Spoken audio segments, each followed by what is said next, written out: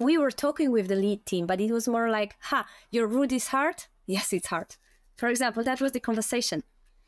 Nothing more. All of the females can reach. It's for sure not morpho. And we were checking like really a lot of times, and we put a lot of tension about it. To never consider pregnancy as a disability. And I really wanted to continue my climbing even if I'm pregnant. During the first day of setting, like I skipped the first day because I was in the hospital, but I was barely able to walk on the first floor in the hotel. Welcome to another episode of the That's Not Real Climbing podcast. I'm your host, Jenny, and I'm excited to introduce my guest for today, Olga Niemiec. Olga is an official IFSC routesetter, and she recently came back from Paris where she helped set the Olympic boulder rounds.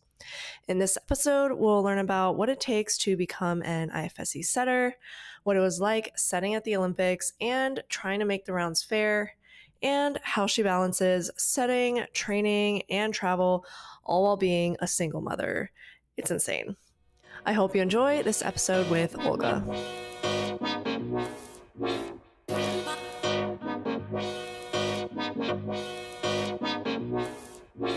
How was your vacation after the Olympics, after Paris? I took 1 week of holidays in Portugal, and that was good. That was good, quite calm. I was just surfing, no climbing at all. So that was a pleasure. How long have you been surfing? I'm totally beginner. Okay. But I guess it's kind of my second love, and I really want to go for it as often as possible. Yeah. I mean, it's a little bit hard for you to get opportunities to surf, I assume. You live in, I guess, where do you live right now? Poland. Yeah, it doesn't really seem like a surfing location. Not really. I have 1 hour to the mountains, so and 6 to the sea. So hard to get practice in. I just tried surfing for the second time a few weeks ago, and it is fun. I think I get it. I might try to get into it. It's just great. It's just great. Yeah, maybe one day we can try it sometime. Oh, that would be awesome. Yeah, so let's get right into it. How long have you been climbing, and how did you get into climbing? I'm climbing since I was a kid. Both of my parents are climbers. So I started as I was barely walking when I started climbing. But yeah, because my parents were taking me to the cracks and they were climbing and I was just hanging around. But I started climbing I wanted to start climbing when I was around 7, I guess. And until that time, I'm climbing with a few breaks in between. And then you also used to compete a bit yourself, right? Correct.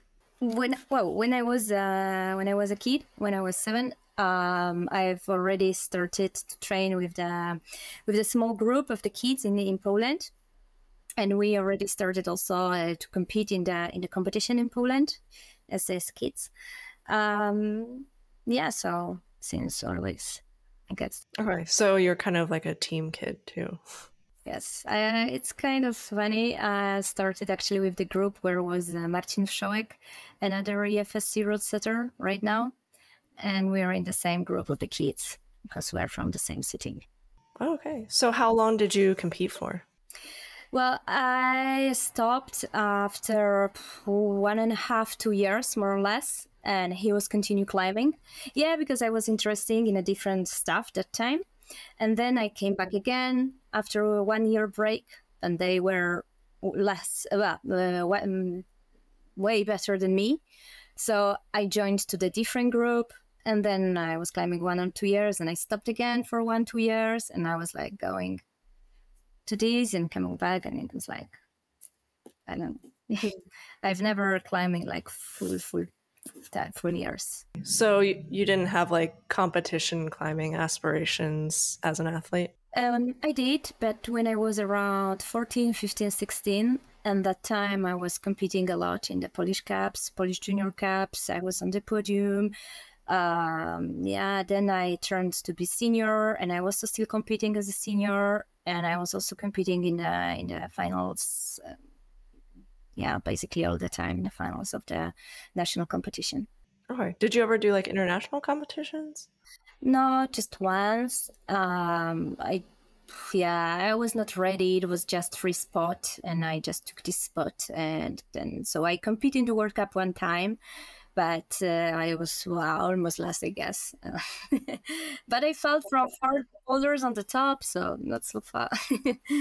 Yeah, but the result was poor.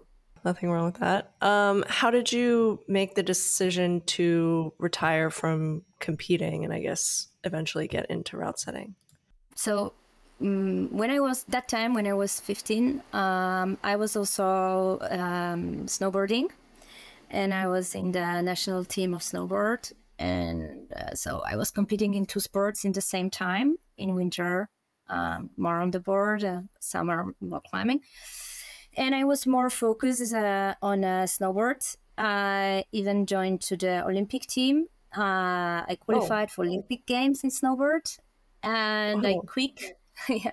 And I quit like half 6 months before Olympics. I don't know, maybe 8 months before, because we didn't agree with my coach. It was a big problem, and I said like I don't want to do it anymore. I just want to climb, and I quit from snowboard. And so yes, beginning of then I started climbing, and I was focused just on climbing. Whoa, wait, okay, so I had no idea about this whole snowboarding thing. So you were going to be an Olympic snowboarder? Yeah. Wow. So you were doing you were competing in 2 different things at once, I guess. That's kind of a lot to handle. Yeah, but that time snowboard was like the first sport for me. I was really focused on that. And climbing was like just my passion, and I just loved to do it. And it was just on the side, let's say. So when I was competing, I was going to the finals, but never with the huge success because it was not what I was focused about. Yeah, and I stopped snowboarding when I was 21. So it was already a bit too late for a real career as a climber athlete. Well, I guess you at least eventually made it to the Olympics in some way, so that's really cool. So at what age did you get into route setting? In one point, we had a huge international competition in Poland, and I was already competing this competition in previous years, so I was expecting I will be in the finals. But I knew, like during the final day of the competition, I will be already in Spain for outdoor climbing, because I bought the tickets to Spain before they announced the competition date. So I really wanted to be a part of this competition, and I thought like, okay, if I can compete, maybe I can set the competition, but why not? And I asked my friend, who was the organizer, maybe it's possible to join.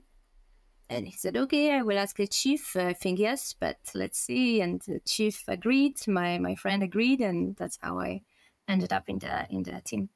Okay. Yeah, it's kind of crazy that they just let you set just from asking, not knowing how your setting was before then. I think they didn't know I never set. Yeah, I mean, you'd think they would be able to tell once you started setting, like the first time.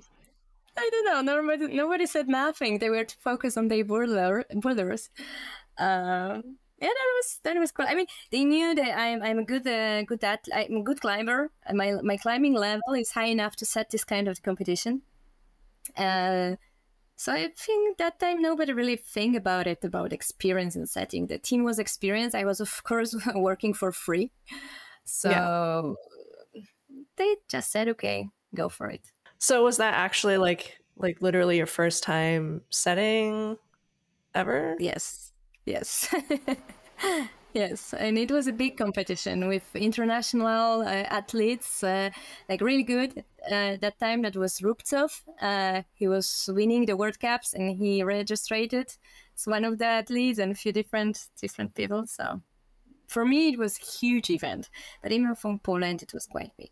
Do you remember what you were feeling at the time as you were setting your first time?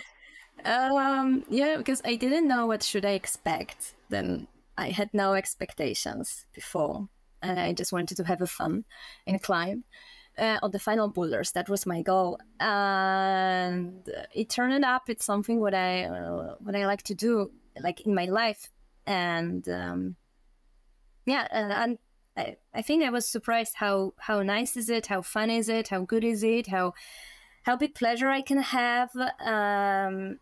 Yeah, during the setting and during the competition days. I just remember it was good time for me.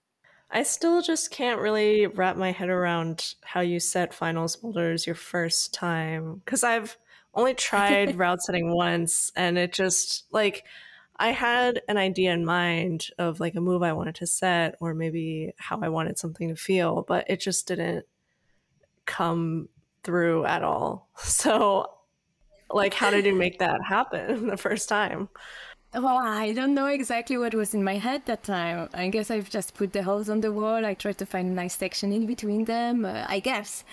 But it was not really, I want this move, and I tried to put the move on the wall. I don't think so. It was this way. It's randomly I work like that. So maybe it was just a freestyle. I liked it. Okay, I guess maybe you just have, maybe it's like, maybe it comes naturally to you somehow. I don't know. I think it's easier if you're an athlete. You were an athlete. You know what you expect. You exactly know the level of the boulder which should be on the wall. So it's a bit more natural than to came from nowhere and try to set the boulder where you don't actually know the level of the. Yeah. Okay. Yeah, that makes sense. So then, when did you become an IFSC route setter? It happened in 2021. I got an official appointment as a junior routesetter. Okay. So how did you get that? I don't really, I think like me and a lot of other listeners don't really know the process for becoming like an official IFSC route setter. I think also a lot of people don't know that there is a difference between official IFSC route setters and I guess just like setters who set for a few World Cups. So can you sort of explain the difference between official setters and how you, I guess, got that junior setting license? So we have a pool of around 40 international IFSC routesetters. And we are able to set the World Cups, World Championships, youth competition, etc., etc. And each year we are nominated to set around 2 competitions per person. And these nominations are fully made by IFSC. They are official. You can find them on the IFSC website. If you are not IFSC routesetter, you can't be nominated by the International Federation. You can, like now the few years ago, process was not super clear. Now it's really clear, and it said that if you like exactly this year, a lot of things changed. So I'm not sure if I should tell you how it is exactly now or how it was when I was starting. Both. So now the system a bit changed, and we have the levels. So there is level 1, 2, 3, and 4 of IFSC routesetters. Starting from the level 4, that means you can be the chief or the World Cups or the high-level competition like Olympic Games or World Championships. Level 3, you mean you can be the part of the team of the highest level competition, but also you can be chief of the lowest rank competition like European Cups or Asia Cups. Level 2 means you can be chief of the continental cups, but like you are not you won't have nominations for the World Cups, so it's like a level lower. Level 1 means you can't be the chief of the continental cups, but you can be the part of the team. So yeah, for like level 2, maybe not like chiefing World Cups, but can you still set at World Cups? No, okay, so from down. So level 1, you can be the team of the continental cups. Level 2, you can be the chief of the continental cups. Level 3, you can be the chief of the continental cups, but also you can be the team member of the World Cups. Okay. Level 4, you can be the chief of the World Cups. Okay, cool. That makes sense. And so this is like brand new this year? Yes, it happened this year and in February, I think. So they made this hierarchy, and it's full. Everything it's on the website of the IFSC page, so you can find it. It's like everybody can find it, and then the list with the names and the levels which they got. Before that, we didn't have levels. It was just the IFSC title, and that was level 3 and level 4. They was together, but separated by like chief IFSC chiefs and just IFSC routesetters. And level 1 and level 2, it was I think it was managing by the European Council, Asia Council, etc., etc. So those routesetters who were nominated for the Continental Cups, they were not in the official pool, but somehow the names were written somewhere. But I don't really how it was, because I've never been in this European pool. So I can't really tell you how it was before. Okay. And so then how did you said you got into it because you had a junior setting license? Yes, so they created for a couple of years, like 2 or 3 maximum. It was like junior, maybe 4 years, sorry, but I don't really know. But it was a kind of the junior title, junior IFSC, and that was basically level 3, or it was just like we were paid like normal IFSC setters. We were nominated like normal IFSC setters, but it was kind of like, look, they are new, so. It was like, I don't know, like the beginning for us. So how did you get nominated? Just like someone else knew you who already had an official license? I was setting the World Cups before I got my nomination, and I was new in the environment, if I can say so. And I got the recommendations from the other FSC setters. So then I guess how did you set your first World Cup? I'm like pressing on this a lot, but I think it's because a lot of people yes. just even want to know how to like break into that kind of job. I asked and they say yes. Okay. Super complicated. I mean, now it's really hard to do this that way, and IFSC try to make it really clear and try to make it a clear pathway and create the path for the new routesetters who would like to grow and to become IFSC in the future, and it makes sense totally. A few years ago, it was more I don't know, more freedom of choosing who will be in the team. I mean, there were some people who were nominated officially, but the other rest of the team was chosen by organization. Rather, chief could say, maybe we can take this or this person. So everything was more, in between friends. Maybe not a good word, but it wasn't so clear and so obvious and so fair, let's say. And that's why now it's changed to be really fair for everybody, to give everybody the same chances to be a part of the World Cups. I had this lucky that Martin was the chief, and I asked Martin, maybe you want to take me? And he said, okay, I will ask if organization, if IFSCs agree, if so, you can join. And and I joined. All right. So then for people wondering, I guess sometimes the answer is just ask. But now there's, it's good to hear that they have more of a process now. So it's a bit more clear. I think so. I mean, still, there is still there is still way to ask, but on the lower level. So not the World Cups, but there are still like continental cups. You can try to set them. First of all, to be IFSC routesetter, you need to have the national license. And of course, I got it when I was applying. like this is the first step. So first you need to set national competition. Then once you get your national license, try to set international competition, and like step by step. And I did it, of course, but quite fast. Yeah, really impressive how fast you moved up the ranks, I guess. So you've set for both Boulder World Cups and Lead World Cups. Do you have a preference of setting for one or the other? Not really. I think I miss lead a lot because I didn't set any lead competition this year. But once I had a season with just one boulder competition and free lead, I was missing boulder. So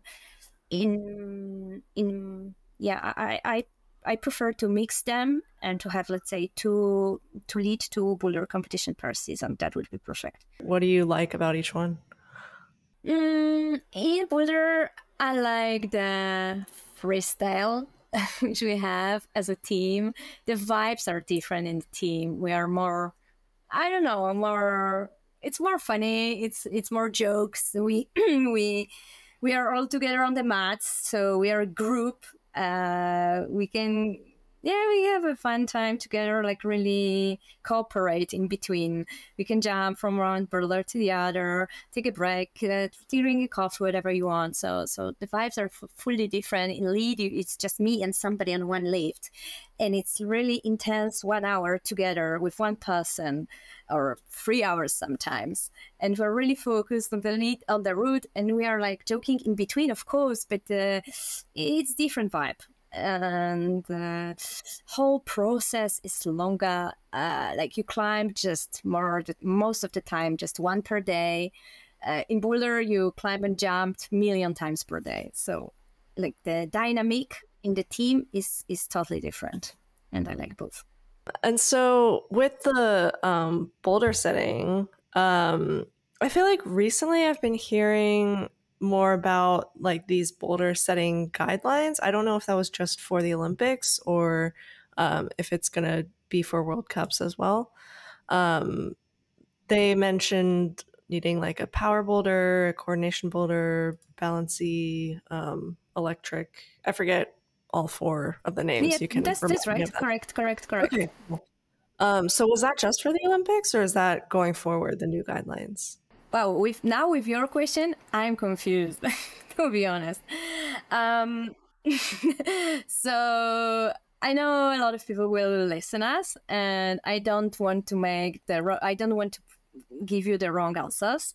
In my opinion, it was just for the combined competition. So for those which we also had a lead, and we need to compare two disciplines together. But I'm not working in the IFSC board. I don't know what will happen in next season. I have no ideas about any decisions. So it's just from my experience. I can say last year we didn't have a guidelines for the World Cups. But this year we had guidelines for the combined competition. And as far as I know, they didn't need to use them during the World Cups, those guidelines. Oh, okay. Okay, that's good to know. I don't know how it will be in next season. Did you feel like with the guidelines, it's made setting easier, or does it kind of hurt your creativity? Definitely annoying. In the beginning, I was quite psyched and I was happy we have this clear 4 types of boulder, which make the competition maybe more fair. But afterwards, it's killing the creativity of the setters. And after this 3 competition in a row, when I was forced to use the same style of the boulders all over again, it's really tiring. And I prefer to mix the styles more, to try to balance the round, try to balance the styles, but more reasonable. Don't put one coordination. In my opinion, it's better to mix it and to put, let's say, coordination at the start and then finish the boulder a pace square or opposite of it. Yeah. So so I hope we won't have any guidelines next year. At least not so strict. So not really focus one style per boulder. But I don't know how it will end up. Are you worried that with this format, it's too easy for the athletes to learn as well? Like they know what to expect and what to kind of train for? I don't think so. No, I don't think so. It's easy for them, or easier, or harder. It's like you always have problems. It's always coordination somewhere. It's always slap somewhere. It's always physical somewhere. So it's just you have one style in one boulder. That's it. So we try to avoid two coordination problems, for example, in one round. And when we don't have guidelines, we can play tiny more, so we can put the balance section on the different type of the wall than the slab. We can create the slab with the volumes, for example, and make the balance, the technical climbing. But with these guidelines, we are always ending up with the balance slow slab, which we try to make a bit more fast. But like for me, it started to be all over the same. There was a lot of pressure at the Olympics for the setting and creating equal setting between the boulder and lead rounds. And there were also different setters for boulder versus for lead. So how do you make sure that the boulder lead round is not too difficult one way or the other? Please excuse this brief intermission, but I've gotten a few requests for this, so I just wanted to announce that if you're interested in helping support the show, my Patreon page is now live. Some perks include ad-free, interruption-free episodes, deleted scenes, prioritized guest questions, or the ability to submit video questions, an enamel pin shipped to you after 2 months of membership, and much more to come. The proceeds go back into the podcast to help me break even, and they help improve the experience of the guests. If you'd like to support the podcast non-monetarily, liking, commenting, and sharing helps a great deal as well. Back to the show. So that's why we had the guidelines, and that was the different type of the guidelines, not just the styles, but also how many tops do you want, how many points for first, second, third place, etc., etc., etc. How many tops you want in whole round, how many people will go to the second zone, first zone. Like these all statistics were in the guidelines. And thanks to that, we didn't need to really communicate in between. We just tried to fit in the guidelines with our predictions. And that's why the guidelines was created, to make our job easier. And it worked for sure. So we knew which kind of results we expecting, and we knew if we will fit in the guideline with these expectations, and the lead will fit with their expectations exactly in their guidelines, then we will like meet in the proper balance in between two disciplines. Do you know what the lead guidelines were? Oh no, I don't remember, but like similar. So like I don't know, first place in between I don't know, 95, 100 points. And then second place in between this and this points, third place, fourth place, etc., etc., etc. So they were like trying to reach this hold for each place, like to reach the good number of the points. So like, I think for boulder, you mentioned that they have to, you kind of say like what percentage you think will get 5, 10, or 25 points. Did it work out to the percentages that you were expecting, or were there any big surprises there? For sure, not in each round. So, for example, the men's semi-final was too hard. I mean, you can see it when you were watching. You don't need to see the guidelines to know it. So yes, we didn't fit the guidelines because it was slightly too hard. But I don't really now. I don't have. I would need to have a paper and to see the results again and to refresh it because I'm not really good in statistics. I'm not really good in thinking how many. No. I'm more emotional person, so I do not know surely if we fit perfectly, but to be honest, I don't think so because it's really hard to do it. And this is just a guideline. It's not something what we have to do. It's like, it would be nice if you can reach this goal, but it's not like It's not now I know just French word, obligatory. Sorry. So, like, for example, for men's semis, if the boulder was too hard, do you then go and talk to the lead setters and they adjust it so that lead is like equally as hard, or they make it a bit more difficult? Oh, not at all. No, we had this unwritten rule that once the boulder round started, the lead team is not touching the lead route. So whatever will happen on the boulder side, they won't change anything on the lead. And that's fair enough. Otherwise, they can turn the results. So they can say, oh, we have this and this. Okay, let's I don't know, make the route harder. Like it's opening the door for cheating. Like, oh, this guy made a bad round in bouldering. Let's make this section easier and give him more points. You know what I mean? It's opening the unsure results. So they didn't. They never changed the route after the boulder round.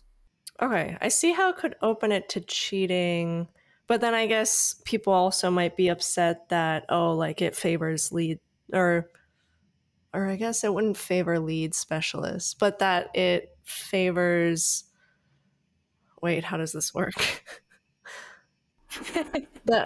Yeah, it gets confusing. Okay, so if the lead round is easier, then it goes against the lead specialists. Yeah, not really, because let's say when the guy, one guy, who is not the list specialist. Oh no, I know how you can do it. So you can turn up the lead route and make the cracks in the lead route. And then everybody will fall in the one point, or most of them will fall. And doesn't matter if you're a lead specialist or not, you will fall somewhere. So for the boulders, it's not really good to fall on the, I don't know, number 20. But if you're a medium lead, you also fall in this point. Or you can make the section easier to push the lead guys higher. It makes sense. Yeah. Not really what I say.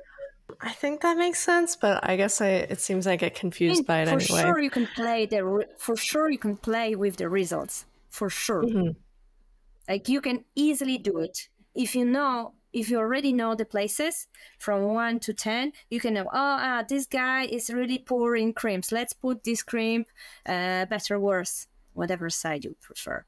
But you can really create the potentially dangerous situation when you play. With who will win or not. I mean, they try to avoid this situation. They try to avoid somebody who will come and say, hey, you change it just half an hour before. Maybe you want to do this or this for this athlete.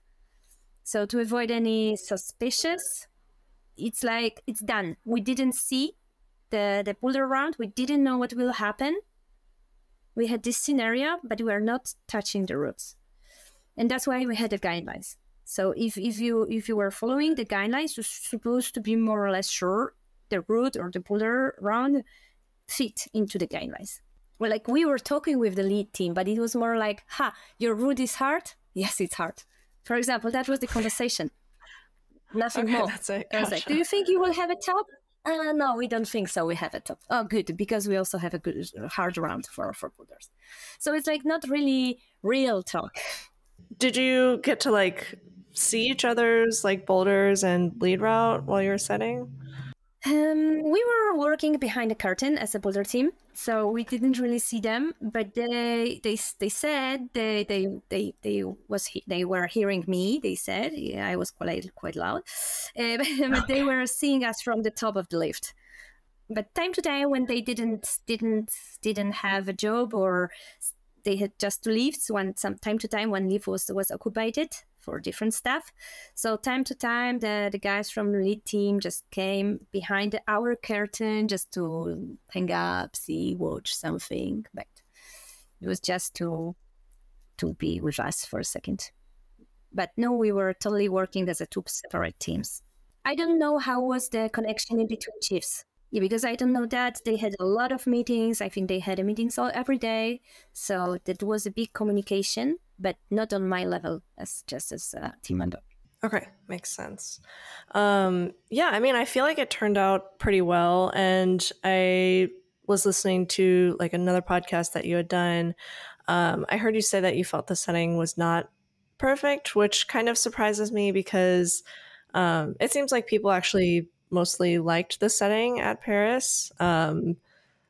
I mean, like online people will always be very loud if they're upset about the setting or if they were not happy with the results or anything like that. But I think people were mostly positive, which is very rare. So I guess like congrats on that, first of all. There was like, of course, a couple of things that people mentioned. I think one thing was the like the men's semis being hard. And then I feel like the only other thing that I saw on like Reddit or YouTube comments or whatever was about, once again, the setting being too high for Ai Mori. So what kind of precautions did you take as setters to avoid this? And also, like, how tall are you? Well, I'm 158 centimeters with 0 span. As far as I know, I is 154, so 4 centimeters in between us. As I mentioned before, I don't know how big is her span, but not minus, as far as we know. So it's rather 4 centimeters less than mine, or a bit less if she has a plus. Well, we were thinking about the sizes all the time, both for men and for the females. So there are athletes who are not in average. So each time we were wondering, oh, maybe this guy can reach. Should we move it further? Are we sure this guy can't cheat? Because it's mostly about the guys. Or with the females. Okay, are we sure or all of the females can reach? Is it for sure not morpho? And we were checking like really a lot of times, and we put a lot of tension about it. And we spend hours about some movements, with talkings, with trying to find a good balance to don't make something richy. And we're really focused about that. Are you happy with how it turned out? No, I'm not happy because we had an athlete who didn't start the boulder, and it's not nice, never. But instead of being sad, I'm more disappointed because I'm sure this move was not morpho. I'm just sure. So I'm disappointed it happened like that. This move was totally different in the really beginning, totally different. And we changed it because we thought it's morpho. And it was even worse than we had actually during the Olympic Games. The worst in terms of the morphologies. And I was like, no, it's just morpho. It's kind of like that. And we climbed with Tsukasa and we said, no, look, it's just morpho. It's not hard, it's morpho. So we changed that move for the move which was during the Olympic Games. And we decided as a team, this move is okay. And it's just sad and disappointing, as I mentioned before, that I didn't start, and it's just, we want to have a fair round. Really, we expecting we will give the athletes the fair field of play. We are like, this is our job to make it fair. It's something which we want. We want to have the best athlete on the podium. We want to show how good they are, how strong they are, how great the athletes are, and give them the opportunity to fight, to show their greatest. And it's always sad if the boulders, let's say, are too hard, and then we're okay, we should do this and this and this to let them play. Or if the boulders are too easy, say, not good scenario. So there is always a lot of disappointment and sadness in the setting team if the round it's not as good as we're expecting. Yeah. So I guess it was more just like the expectation that she should have been able to do it. Yes, definitely. I had no doubts. Yes. Yeah, I feel like people don't really complain about the height difference in setting for men so much. it is a pretty big difference as well, right? Like setting for maybe like Paul's height versus like Sasha's height. Yes. I don't know why the people don't complain for that. No, I mean, that is a bigger difference in terms of height, right? probably between Sasha and Paul, probably yes. Then in between I and the biggest was Shianya, I think. Yeah, maybe it's bigger, different. I don't know. I mean, males are more dynamic than females for sure, like in general. So the ability of doing um, easy dynamic movement in easy in terms of intensity, it's not so difficult for men. So in my opinion, the differences in the dynamic in females are bigger than in males. But okay. yeah, at least like I mean like at least like in between the strongest athletes, because I is considered as one of the stronger climbers, but she's not the most of the dynamics ones. But yeah, she's because she's winning the lead. She's one of best. But I don't want to say nothing wrong about anybody. I just want to say, to be the good boulderer, you need to do a lot of things, and it's like just to be strong, it's not enough. You need more. And I didn't go into this earlier, but I guess, do you have a preference on like setting for men's versus women's? I prefer set for females, because I'm quite small. So each time I'm setting for me, I need to use more creativity and more, I don't know, sometimes I'm not sure, is it okay or not? And I really need somebody to check who is way taller. I can set for men's, of course, but it's I don't feel so convenient when I set for them. Then I was when I was setting for females, but this I'm talking about the World Cup level, not for, I don't know, Polish Cup. For Polish Cup, it doesn't matter for me. But if we're talking about the strongest men in the world, I don't feel convinced to set the physical boulder, because I'm not able to do any of the move of the physical man problem. So I can set it, but still, I am not sure if it's possible or not. Is the good level? Is it too hard, too easy? So afterwards, we need to check it as a team. In general, with your experience at the Olympics, did you stay in the Olympic Village? No, at all. No, we were living close to the venue. And the Olympic Village was around 40 minutes far away from there. Oh, that's pretty far, actually. I don't know if we had access. I didn't check it. I don't know. But we had an access to different sports. So we were watching, for example, gymnastic final. That was awesome. We had an access to opening and close ceremony. And different sports. When we had a rest days, we could just take our passes and go to Paris and watch different sports. And so between Tokyo and Paris, I think there was only one routesetter who has done both of them. Do you have any interest in doing... Oh, really? Yeah, sorry, that was two, Okay. three. Sorry, three. So that was Jan Zbranek and Adam Pustelnik from the lead team. And I think Akito was also setting in Tokyo in lead team, but as a national setter. And from the boulder team, that was Gareth Gregor, who was setting in the Olympic team in Tokyo. Okay. Well, I guess scratch that question. But do you have any interest in doing more Olympic setting in the future? If you ask me now, I would say yes. I would like to go to Los Angeles, but I don't know what will happen in next 4 years. It's a really long time. So Yeah. Let's see. I'm assuming you would hope that they would separate out boulder and lead.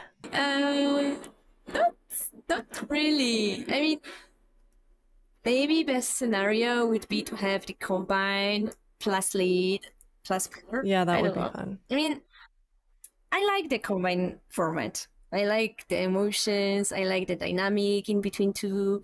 Yeah, I'm not a fan of the gain lines, but it's something what we can talk, we can change, we can make adjustments. So like the guidelines, it's not the thing.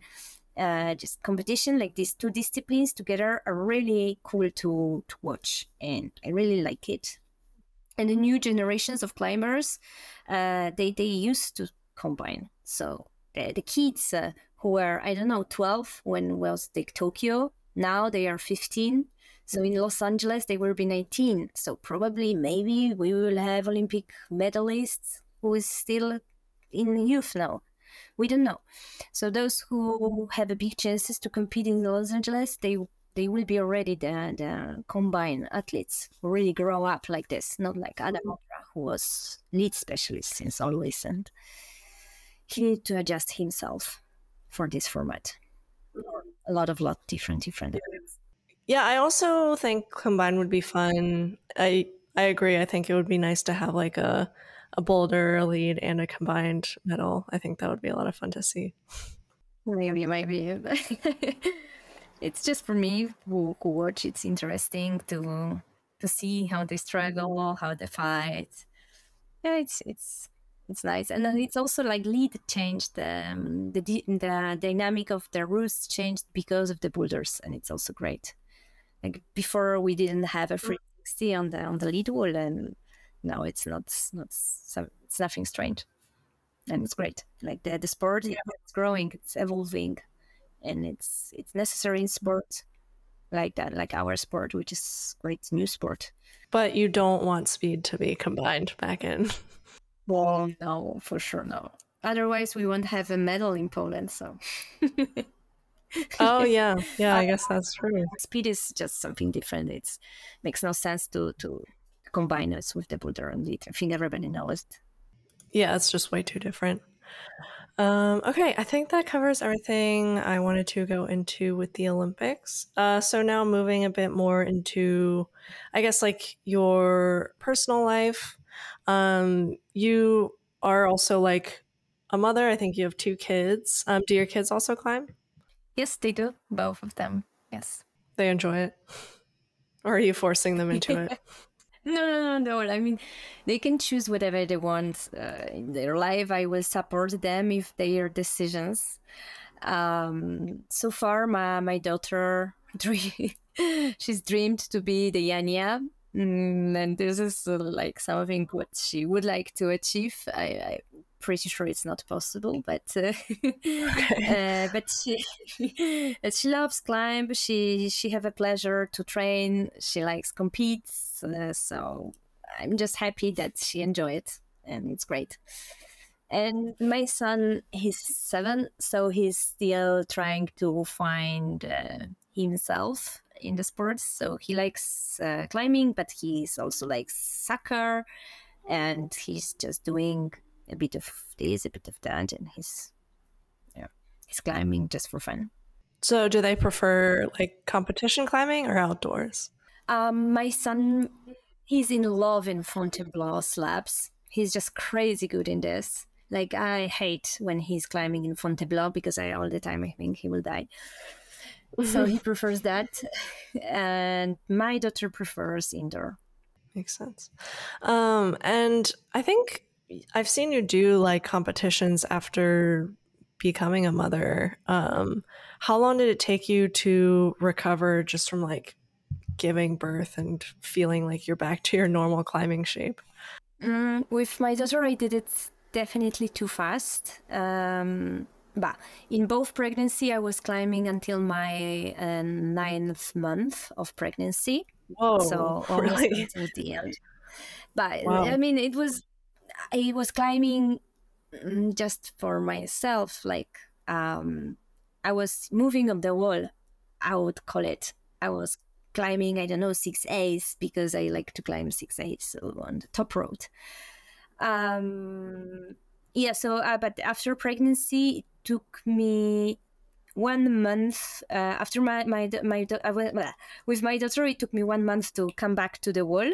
After my pregnancy, I was a bit afraid. I wasn't sure if I can already or not. With my son, it was exactly 6 days, so I was already outside climbing.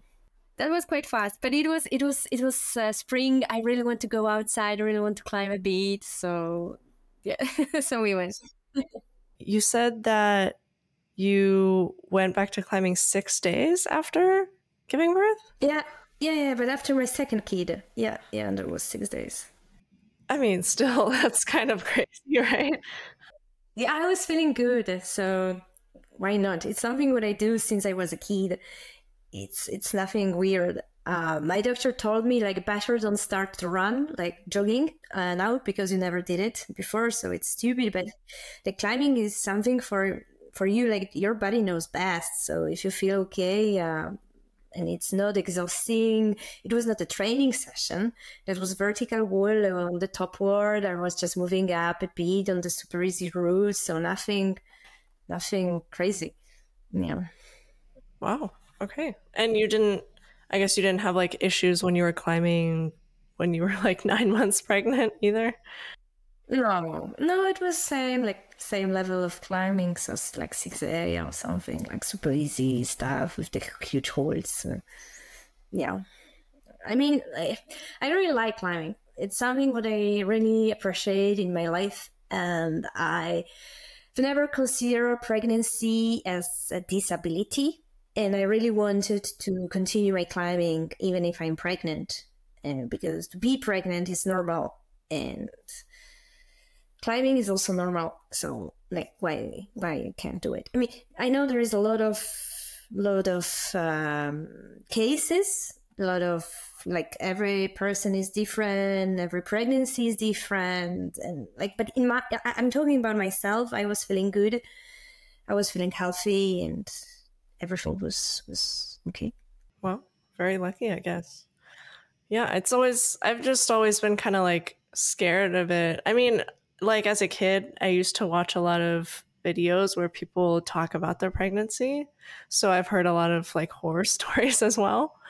And I mean, some people's stories, it sounds like even just standing up and walking around is like the hardest thing in the world. So Yeah, it's really personal, I guess. I have a lot of accidents in my life, like recently during Olympics. But yeah, I turned to the hospital in the Budapest. I turned to the hospital, so like I know, like,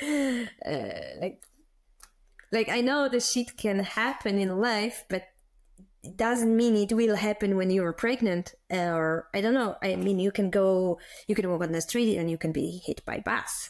It's some things are happening in your life randomly and you can't have control on it.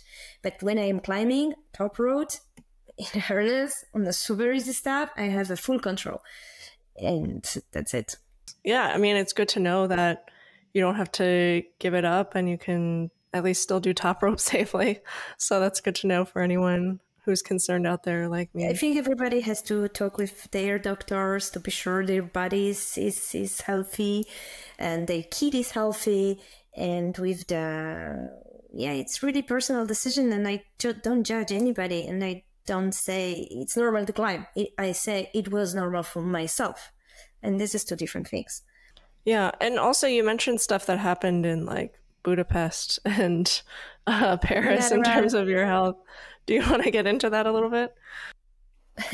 Okay, but in Budapest, I was trying the slab. I fell from the slab, and I don't know how it happened, but I felt really far away from the wall, like really on the end of the mats.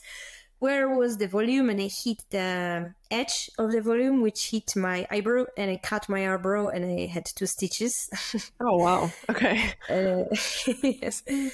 It's ended up quite brutal with this. And in Paris, and just one day before the setting, I I ate a piece of meat which stuck in my throat, and they need to take it out during the general anesthesia. So also not really lucky. Not climbing related at all. No, not really. Not really. Did you feel like that affected your, I don't know, health setting the rest of the competition?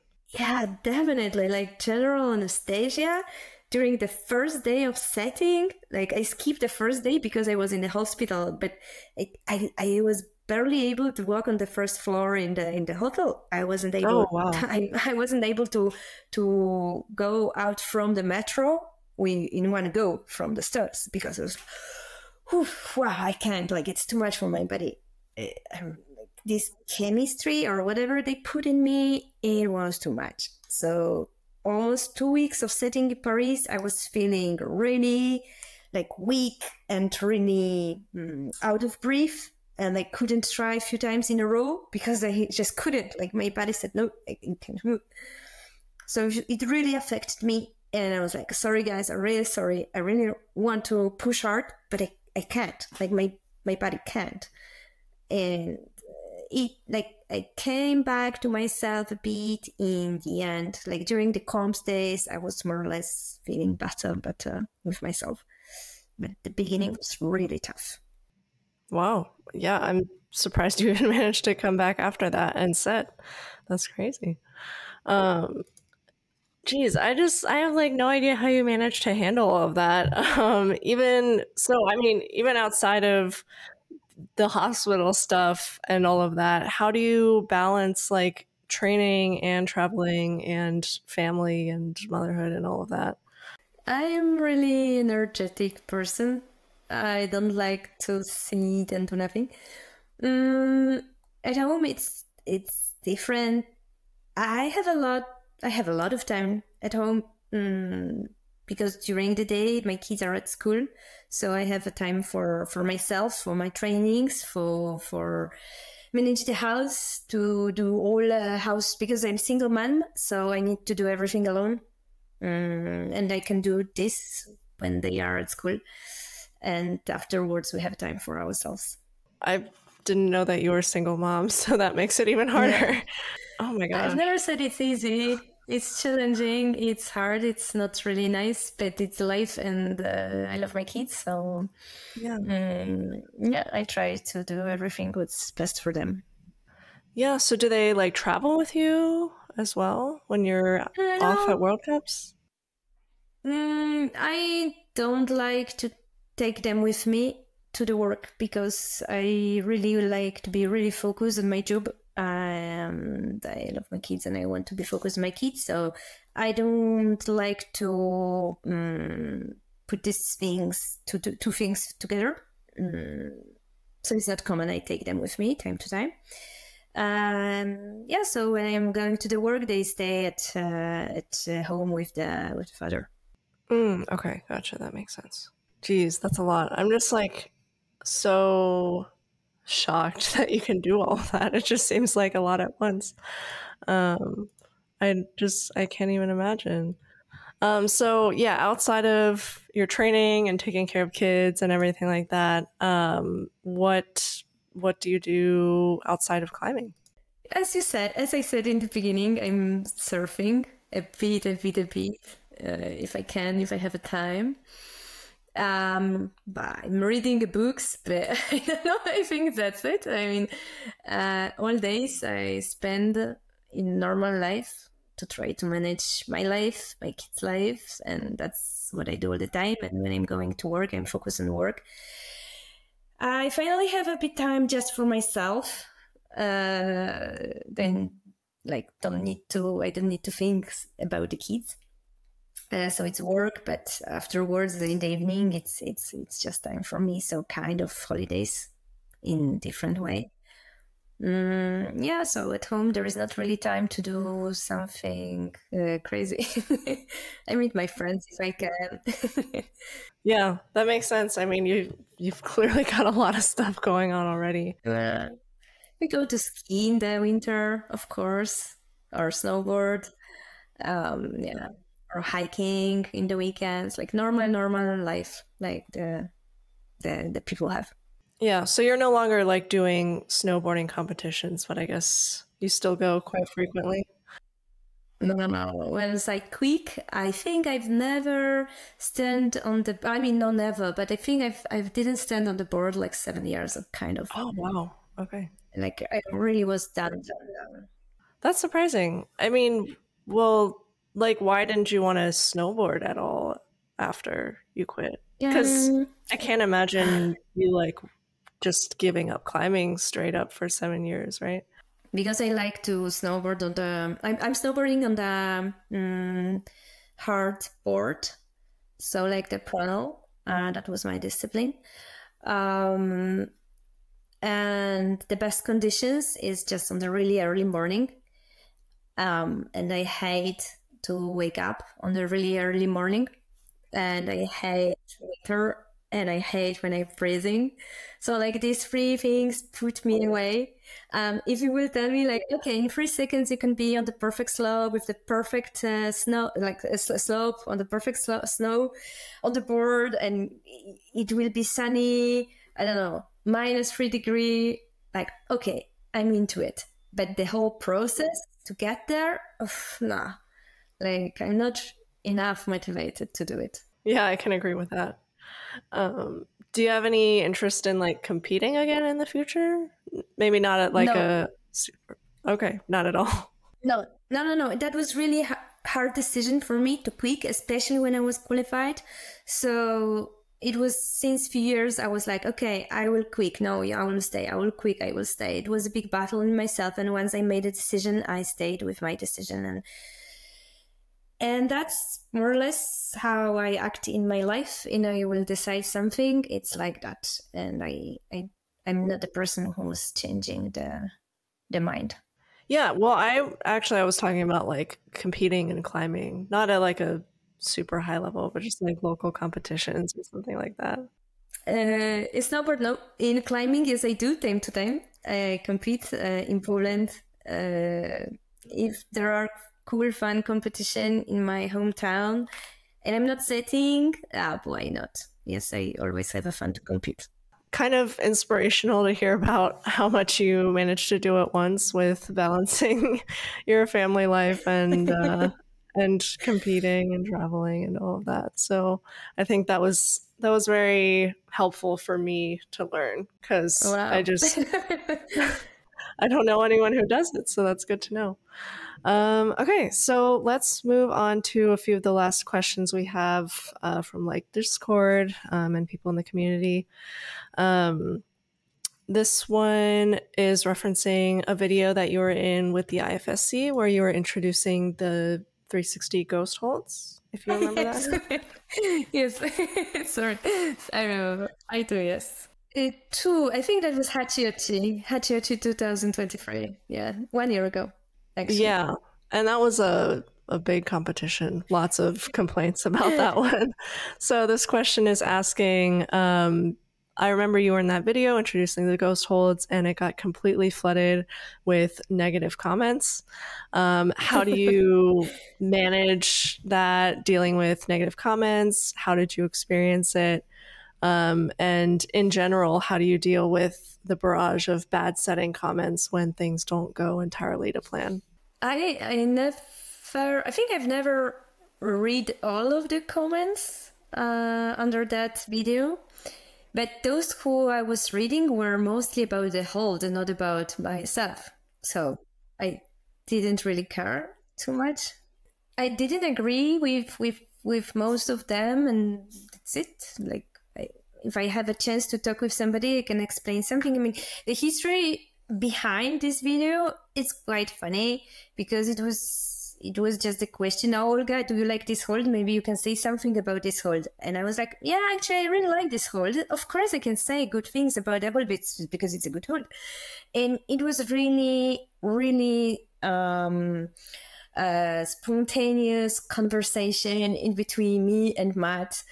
And we were repeated video because the light was bad or the voice was bad, and he said I'm mumbling or etc. etc. So like it was really random talk about the whole during the setting, and I didn't pay attention too much. Like I didn't understand why the people were so upset about this. Like afterwards, after the Yannick Floe comment, I had a conversation with Yannick Floe about this, and now I understand. At that time, I didn't really care. Like the people sometimes are upset about something, but they don't have a full knowledge about the subject. So why should I be sad about these comments? Well, I guess like now we've seen the hold used quite a lot. Do you feel like people have changed their thoughts on it? Like people like it now?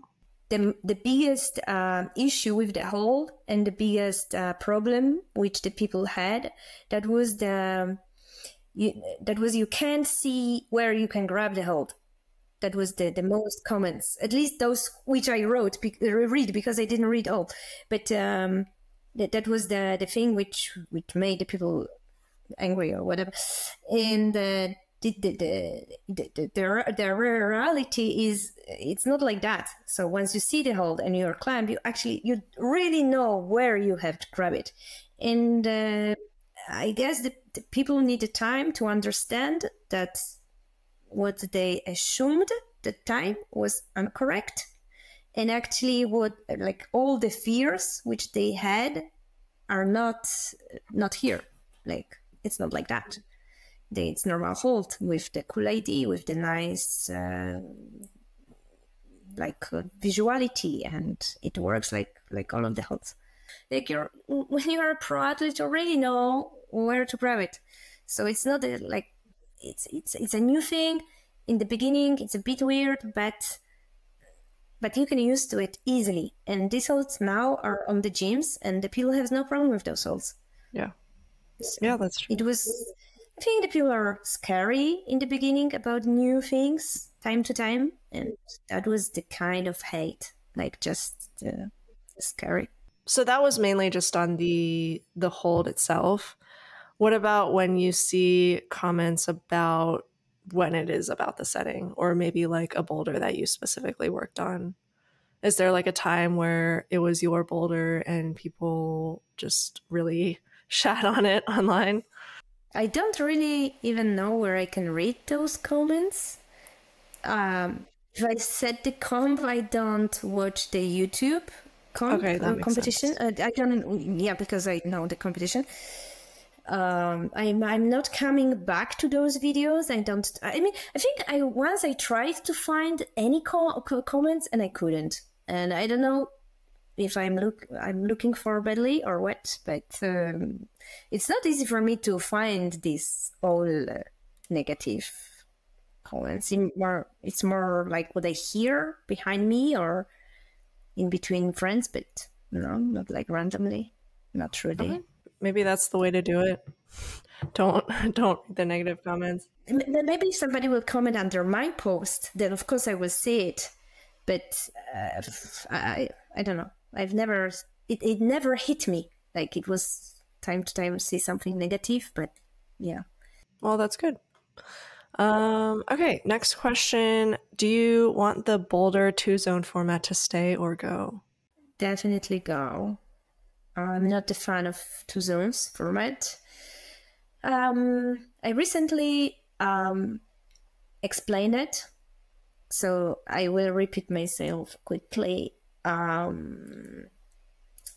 believe that simple boulder is the best boulder, and 2 zones just extending our problems, and we can't have really short, really basic, really boulder because of the 2 zones format. And we can't really play on the end of the boulder, which is supposed to be the hardest part, because once the athlete will reach the end part of the boulder, there is not so many time on the clock. So in reality, if the 5 and 10 points are for something, the athlete has 1 or 2 attempts on the top, and it's most of the time not enough to play with something cool. If we have just 1 zone, we can play on the beginning, and there is still at least half of the time for the second part. And I think it's more visuality enjoyable to watch if there is 1 zone instead of 2. Okay, so you mean like setting like maybe not a brand new move, but something that would be hard for them to figure out? For sure, we can play more with the attempts if we have just 1 zone, because you can see how the athlete is learning during the process, and we can push more, we can play more, we can give them bigger challenge on the one zone format. And most of the time, where we were setting the World Cups, we were trying to avoid to have two crooks on the wild boulder, because most of the time it's too much and there is not enough time for the top part. And with the two zones, we always need to have these two crooks. So now, after the OQS, we realized like the 5 points needs to be really easy and needs to be accessible for everybody. And it's like almost for nothing. So why we are forced to use it if it's actually for nothing? Yeah, that makes sense. Okay, next question. How do you continue to improve your route setting skills? Sitting as much as possible and with as many different people as possible, with as many different countries as possible. So just to don't stay in one place. For myself, it's the best is to experiment, to switching the environments, switching the teams, switching the team members, to play with different parts of the globe, and then you can learn faster and more efficient because you're not in the routine all the time. You're experiment with the different people. And I think that for me, the people are the most important factor in a road setting, because it's us who are the team and who create something on the wall. Do you feel like there's a country that you like their setting the most? For me, it's France, because they have an exceptional vision of the road setting of the movement in general. But it's just me, in my opinion. What's like different about it? Like, is it just slabs or everything in general? Because I hear a lot about their slabs, but I don't know about the other stuff. But everything, I guess, they everywhere when I was, there are great road setters and really good gyms. But in French, almost everywhere is really good. So the level almost everywhere is high. And the expectations are high. So it's good because you are forced to do the good job. And if the job is not good, you really feel disappointment. And I think it's something really positive thing. I mean, at least what I like. And when you are going on the random Parisian gym, you will find really good boulders over there. And it's not like this in different countries, not in all of gyms. Okay, I'll have to go back to Paris and try out all the gyms. Okay, and last question that we got, I think it might have been a little bit answered before, but in case you have a different answer for this, what are some unique challenges that you face as like a mother and professional setter? I've heard women athletes who have to feed their infants during halftime of a game. Just curious about what it was like for you during pregnancy or postpartum. During pregnancy, I didn't work, so as a routesetter. Afterwards, the biggest challenge for me was missing my kids. So I was missing so much. So the biggest problem for me was to spend too many days out of the house without them. But with the time, when they grow up, it's easier and easier and easier. They don't need me so much. So it's just turned with the time. Now I feel they are safe when I'm not at home. I feel they are happy that I'm not with them. So it's not really... I have a feeling it's harder for me than for them.